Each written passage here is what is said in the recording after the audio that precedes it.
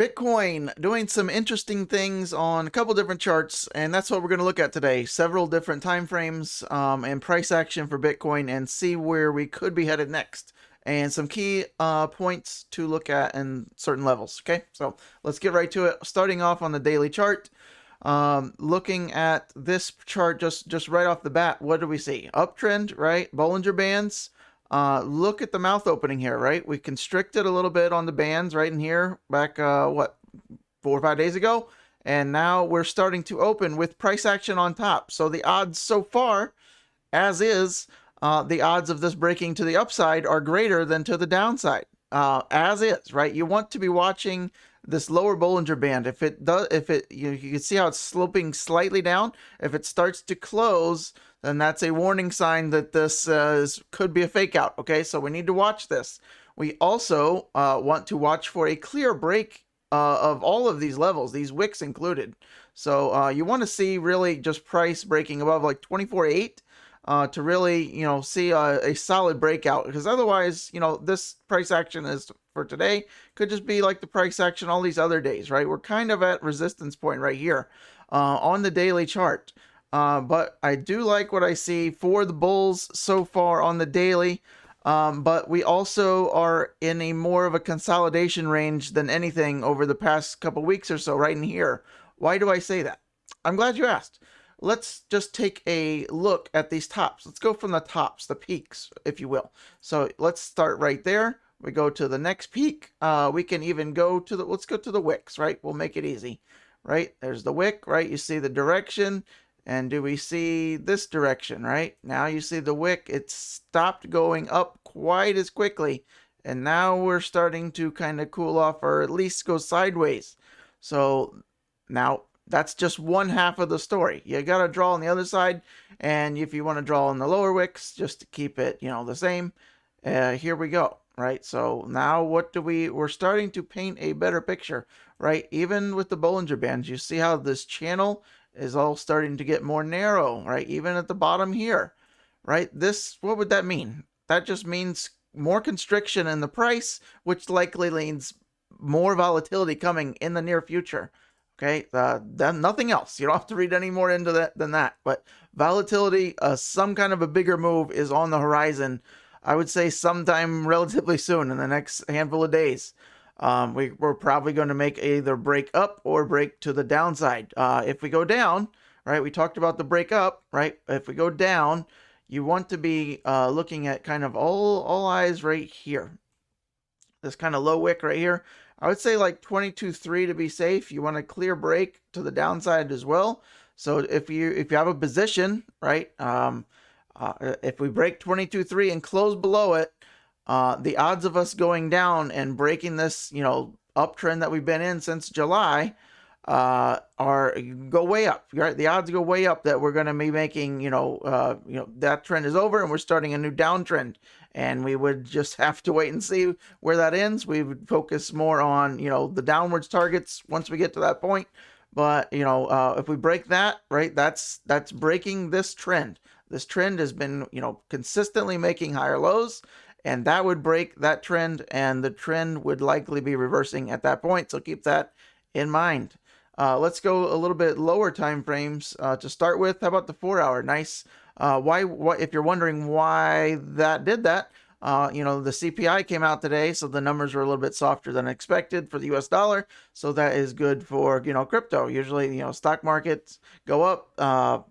Everybody's a little bit happier when inflation is a little bit less than expected. So this is why this happened. We got some alerts triggering off here. So watch for this. Watch for a sell-off. You can see even on the lower time frames, we have not put in a higher high, right? Look at the wick, right? So how about going to an hourly time frame, and you can see what we're doing here, right? Even smaller. These are really, you only need to go down to the hourly time frames if you're day trading a little bit. But even here, if you want to just look for practice, right? This will give you a heads up on, just make you a better student of the game, so to speak. If you can just learn on the smaller time frames how things interact with each other, it'll greatly help you with the long game and the total long run. So look at what we have. Nice big green candle. consolidation sideways, right? Look at this. Nice big move up, consolidation sideways. So what you want to be watching for in the shorter time frame is how we interact with our first moving average, which is the EMA8 right here. So it doesn't mean we have to go straight down to it. As you see, we kind of just moved sideways and the EMA8 kind of came up to meet us. So on this one, we closed below it, and that kind of gave us our, warning sign, right? Even on the daily, right? The hourly has less weight than the daily, and the daily has less weight than the weekly, but as a general rule, when you start closing below moving averages on any time frame, that should, you're on shaky ground, right? You're tripping. Are we going to fall? I don't know, but we did that time, right? So are we going to do that again, or are we going to, option B, the bullish option is we kind of this trends up, right? I apologize for the terrible drawing, but say we run into it and then we bounce, right? That's option B. Option C is we just there's no option C. We either going to close below it or above it, right? It's heads or tails. But the other option, right, is you come sideways, you kind of test it and you close below it. Wherever you close is where you're likely going to hit. So we're either going to bounce or do another one of these numbers and just fizzle out again. So watch that on the zoomed way in, yeah, and then you zoom out, right? Get your big picture, right? Realize the trend that you're in, right? And then you can zoom in on the day-to-day, but or on the hour to minute, whatever you want to do. But we're kind of at a different time right now than we have been in this trend. Something is changing, right? You could see the clear down and the clear up, clear down, clear up, clear down, and it's almost immediate, right? Then right here, something changed. We didn't immediately spring up here. We started going sideways more than anything. So this is, if anything else, more of a consolidation than anything, with the bands constricting, price action constricting.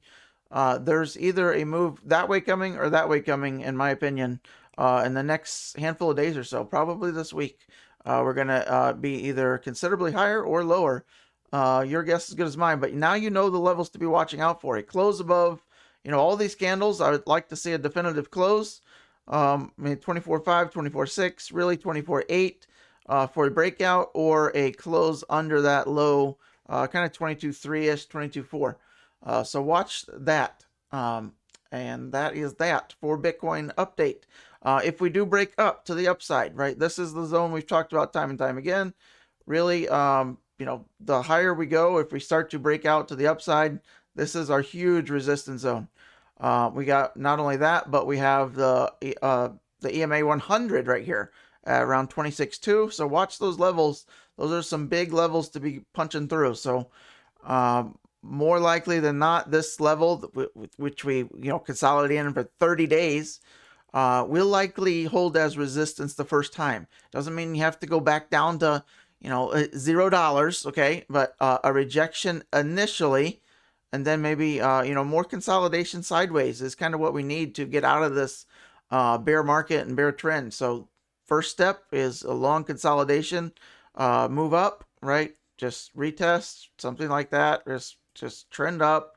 Maybe we do a nice move up and then kind of come back down, fizzle out again, and then retry going into like Q4, something like that. But just watch for that zone if we get to the upside. And I can't stress enough, if we start to lose these lower levels, this trend is reversing, and we will likely test, 20K again, if not lower. So keep that in mind. Watch your Bollinger Bands on all time frames. They tell you a lot. Let's see, what else do we got? Quote of the day? Might as well. No legacy is so rich as honesty. Tell the truth. Car of the day, Ferrari, California. Pretty cool. Probably the best bang for the buck for a Ferrari. I think they started out maybe around 200K, but you can get some nicely used, gently used, I should say, for, 100, under 150, 120. Really nice one, low mileage. That's pretty good for a Ferrari. I mean, it's still expensive, but for a Ferrari, it's pretty nice. Looking pretty good for, 100K. Not a whole lot of cars you can get nicer than that for 100K, right? There you go. Ferrari, California, in a nutshell. Bitcoin. If you have any questions, want something else addressed, let me know. How about we check for a bonus? We always like to do little bonuses at the end if you're still watching. How about the Gaussian channel on the daily? Starting to turn a little bit more bullish here. right? We've gotten above the second half. You can see these green candles start to glow, right? They'll glow once you get to the top half, if you didn't know that. So that's looking good, right? More bullish than not. It's been a long time since the daily has been green. We had a little fake out when we went to that 48K level, right? And then back to red. You know, watch for that. But hey, if we start moving up, this should turn back green. How about on the 5-day where the secret sauce is made? Not even close. So that's why we're not checking. We're not even close. The weekly, even way off. So we got a minute to consolidate. No need to rush into anything. Let the market commit to you before you commit to the market. 2 quotes today. How about that? All right, I think that's all I got for you on this one. We'll do some more updates. Wasn't feeling good the past couple days, so that's why no videos. Sorry about that. But trying to keep you updated as much as possible. Kind of ho-hum price action the past several weeks. Nothing massive happening, so don't panic too much. You'll have your time. We want to stay focused on the big picture, and starting to DCA again. If we go back down, might not be a bad idea. Not financial advice, but anywhere kind of down movements, I think you start to slowly come back into the market here. We're trying to form a bottom now, so use with that information what you will, and we will see you on the next one.